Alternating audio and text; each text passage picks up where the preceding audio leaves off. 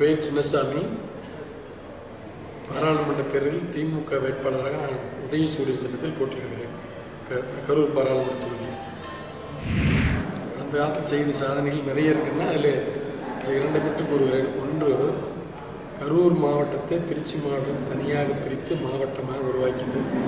இரண்டு, கரூர் டு சென்னை புதிய ரயில். இந்த தேர்தல் வெற்றி பெற்றால் மத்திய அரசாங்கத்துடைய நிதியை பயன்படுத்தி மத்திய அரசாங்கத்துடைய அனுமதியோடு வேலை வாய்ப்புள்ள தொழில்களை உருவாக்குவேன். இந்த மாதிரி தொழில்கள் எனக்கு நவீன தொழில் வருகிறது.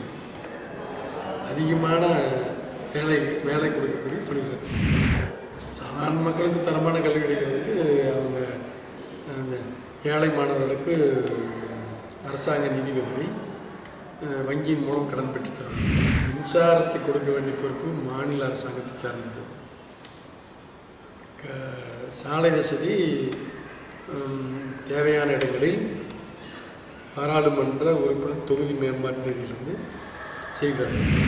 பெண்களுக்கான அதிகாரம் அளித்த பெண்களுக்கு ஊராட்சியில் இடஒதுக்கீடு அதுக்காக போராடி கொண்டிருப்போர் திமுக தலைவர் கலைஞர். அதை பற்றி நான் அவருடைய அதிகார பங்கிற்கு நான் குரல் கொடுப்பேன்.